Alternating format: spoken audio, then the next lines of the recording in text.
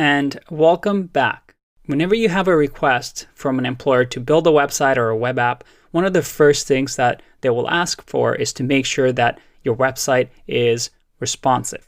So what is responsive UI? Well, I can show you by opening up the developer tools, which we should know by now.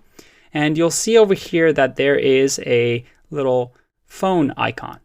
If we click on this, it will show you what your website will look like on, let's say, an iPhone. Let's make this a little bit bigger. So let's do 100% of the size. Perfect. You'll see that your website on an iPhone looks like this. And if we do an iPad, well, it looks like this. And if it rotates, it looks good. So responsive means that your website, no matter what, whether it's on the big screen or something like an iPad, it is responsive. That means there's no cutoffs. Everything looks good no matter what size the screen is.